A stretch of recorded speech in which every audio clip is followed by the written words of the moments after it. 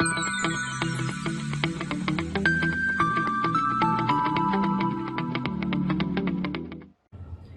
everyone, welcome to the video series lecture of thermodynamics. As you all know, we have completed our chapter number 4, that was the first law of thermodynamics. Now I am going to start new chapter, chapter number 5, that is the PVT behavior of a pure substance. Okay, so what the topics we will learn in this chapter. First, we will discuss what is the meaning of pure substance. After that, we will understand the phase diagram. First, we will understand phase transformation process. In the phase transformation, how the solid is converted into the liquid, how liquid is converted into the steam or vapor.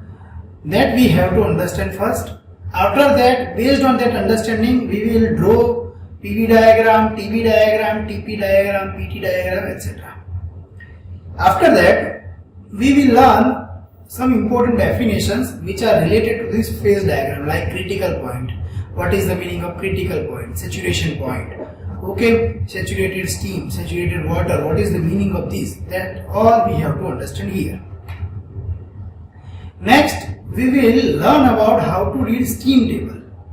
Okay, and based on that steam table, we will calculate some numerical problems. Okay, so these are the topics that we have to cover in this chapter. Okay, so particularly in this lecture, I will cover first two topics, that is the pure substance and phase diagram. Okay, and next topics will be discussing our next lecture. So let us start the chapter number 5. So first of all, what is the meaning of pure substance? Okay, so we can write here, you can read the definition, that a substance that has a fixed chemical composition throughout, it is called a pure substance, such as a water, air, nitrogen, etc. Let us take example of the air to simplify this. We know that the air is a combination of many gases. Means in air there is oxygen, there is carbon dioxide, argon, helium, all the gases are there inside the air. Okay, and nitrogen also inside the air. But the amount of different gases are different. Means the nitrogen is having higher amount, oxygen is having higher amount, but the carbon dioxide is of the lesser amount inside the air. But if you see the composition of the air, that is the common for all air. Means if you measure the composition of air here and if you measure the composition in the ground, then the composition will not different. Okay, so that we can consider air as a pure substance. Okay, so pure substance means the composition will be same throughout. That is known as the pure substance. So we can say water is a pure substance. Okay, water plus steam, composition throughout, it means that is a wet steam, that is known as the pure substance. Also means steam is the H2O, water is the H2O, so only the phase is different, but the steam is H2O, water is H2O, so we can say it is the pure substance. Similarly, air is the pure substance. There are so many gases inside there, but the composition is same throughout. That is known as the pure substance. Okay, so we can write here, a pure substance does not have to be a single element or a component. A mixture of two or more phases of a pure substance is still a pure substance as long as the chemical composition of the all phases are same. That we have already discussed here. Now what is the meaning of this phase? Okay, so we can write here the definition, you can read it. A phase is defined as having a distinct molecular arrangement that is homogeneous throughout and separated from others. Okay, we have already discussed about this homogeneous term when we were discussing the chapter number 2, fundamental concept of thermodynamics. In that chapter, the topic number 2 was homogeneous system and heterogeneous system. In this, we have already discussed this thing, so I am not repeating the entire thing. Okay, so this was the meaning of pure substance and phase. Now I am going to the phase change process. This is very important process, and by understanding this process, you will be able to understand what is the meaning of dryness fraction, what is the meaning of saturation condition, what is saturated pressure, temperature, how you can find the enthalpy. That all the things you can able to understand if you understand this phase change process. Okay, so for that what we are doing, we are taking in one container, we are taking water which is at 0 degree Celsius. Okay, water is available at 0 degree Celsius. Now what happens? First of all, let us take ice first. In one container we can take ice and the temperature of ice is minus 10 degrees Celsius. Okay. Now when you heat up that ice from below, what happens? When you heat up that ice, its temperature will rise. So from minus 10 degrees Celsius, the temperature of the ice will rise minus 10, minus 5, minus 4, minus 3, minus 2, minus 1. And ultimately it will reach at 0 degrees Celsius. Now the heat which you have provided from minus 10 degrees Celsius to 0 degrees Celsius, that heat is known as the sensible heat.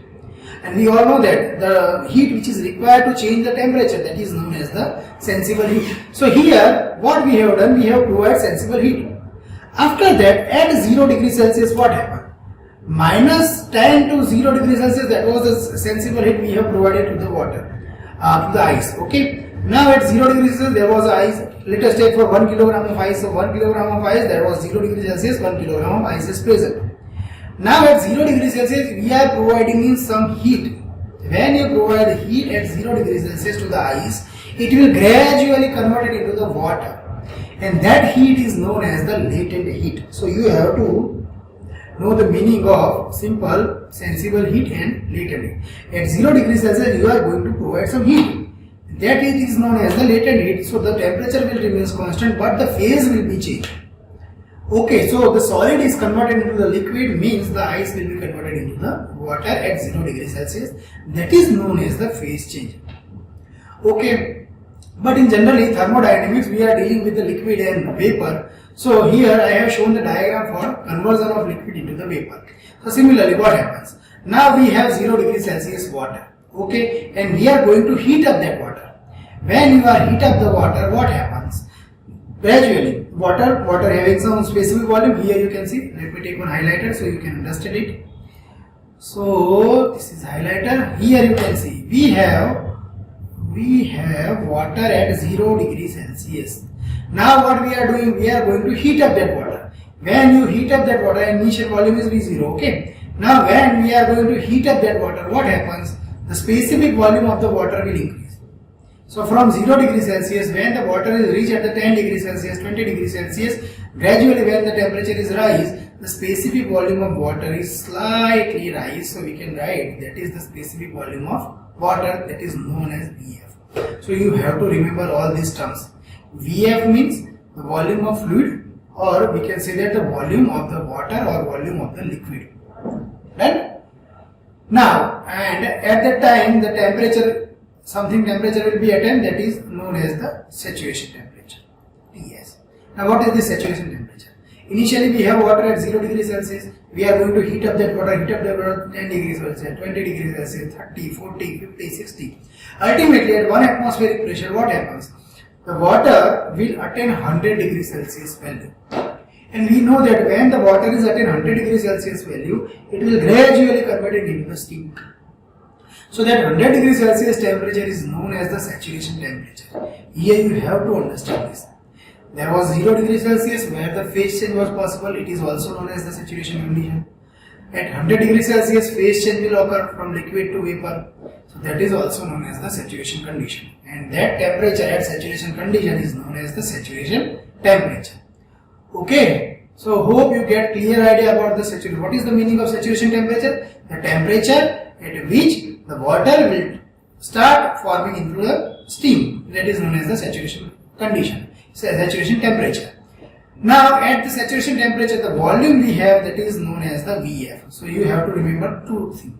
Saturation condition, temperature, that is T saturated. At that time, what is the pressure, that is P saturated, and the VF, that is the specific volume at saturation condition. Now at 100 degrees Celsius, we are supplying the heat, so water will be gradually converted into the steam. Now when the water is converted into the steam, its volume will rise. Okay, so here you can see the volume will be rise, and that volume can be shown by 1 minute. That volume can be shown by here. Okay, that is XVG. So this XVG is shown that the water is gradually converted into the steam. But what is this wet steam? Wet steam means here inside the container, you can see here inside the container there is water molecule and also there is steam molecule. Because we know that at 100 degrees Celsius when you are supplying the heat, so if you supply lower amount of the heat, the entire volume of water will not convert it into the steam. So it will take time. So between that time, what happens? There will be a water molecule, there will be a steam molecule, both will present, and that is known as the wet steam.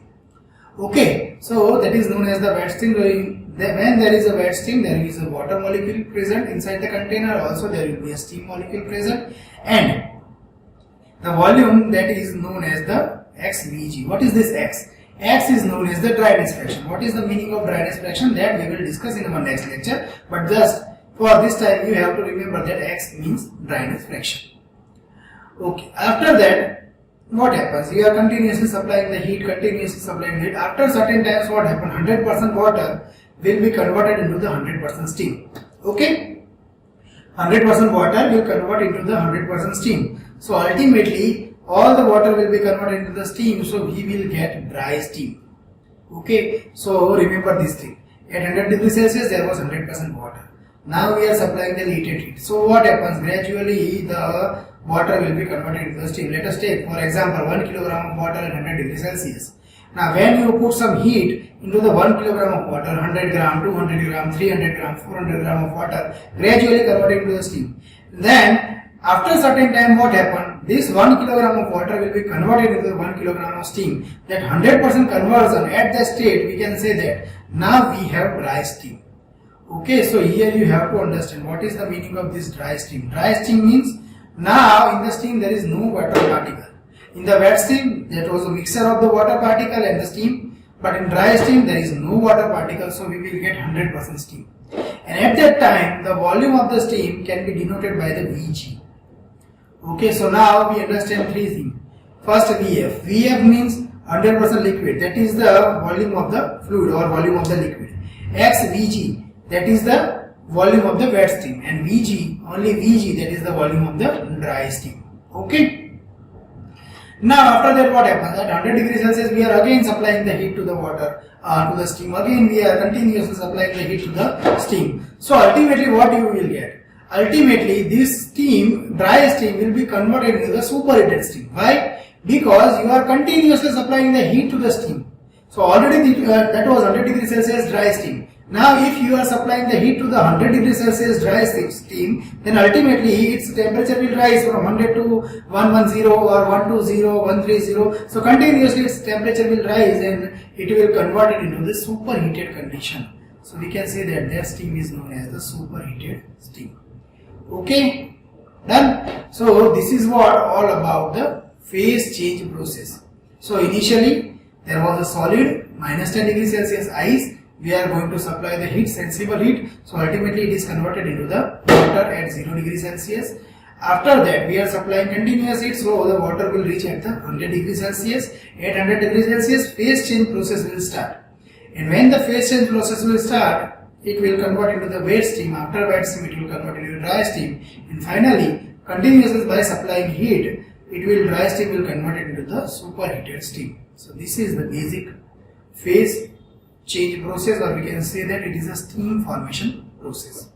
Now let us see the diagram so you can easily understand. Now we know that initially at this point A, water was available at 0 degrees Celsius. Okay, and we are going to heat up this 0 degrees Celsius water, so ultimately its temperature will rise. So here we can say that it is here there is a 0 degrees Celsius temperature. Here at this position there is a 0 degrees Celsius temperature. And from 0 degrees Celsius temperature, the temperature will gradually rise, so it will reach at the saturation condition. What is this saturation temperature? This is the 100 degrees Celsius temperature. You can see in the diagram. And from 0 degrees Celsius to 100 degrees Celsius, the heat which is supplied, that heat is known as the sensible heat. Okay, so here you have to understand this heat is known as the sensible heat. After supplying the sensible heat, it will reach at the saturation condition, that is the 100 degrees Celsius condition. Now we have at point number B. This is point number A, this is point number B. So now in point number B, what we have? What we have 100 degrees Celsius water. But we need 100 degrees Celsius steam, so that we have to supply some heat, and that heat is known as, and that heat is known as latent heat. That heat is known as latent heat. So after supplying the latent heat, what happens? The state will occur at C point. Okay, we will reach at the C point. Now, in between this B to C, the steam is known as the wet steam, and we can find the enthalpy of the wet steam by XHFG. Okay, so when there is 100 degrees Celsius water, the enthalpy is known as HF. When there will be 100% steam, that is known as the Hg. And if you want to find in between the enthalpy, then you can find from XHFG. Again, I am repeating, X is the dryness fraction. Okay. Now, after getting 100 degrees Celsius steam, we are again going to heat up the same water. So finally, you will reach at this superheated condition. So this D point shows the superheated condition. And the heat which is supplied during this superheated condition is the sensible heat. Sometimes it is also known as the amount of superheat. Okay, so in examination, if examiner asks what is the amount of superheat, that is the heat which is needed to convert this dry steam into the superheated steam. So whatever the amount you have supplied, that is known as superheated amount of superheat. Okay, and that we can find with the help of this H superheat. Okay, so hope you get clear idea about the TH diagram. This is the T temperature and this is the enthalpy. Okay, so TH diagram. So what we have learned in this lecture, we have started the chapter number 5 and we have learned two things. First, what is the meaning of pure substance, and then we have started the phase transformation process. Now in next lecture we will understand some diagrams related to this. Here we have understood the TH diagram. In our next lecture we will understand PV diagram, that is the TP diagram, PT diagram. All this diagram we will discuss. Okay, so till then, take care. Thank you so much.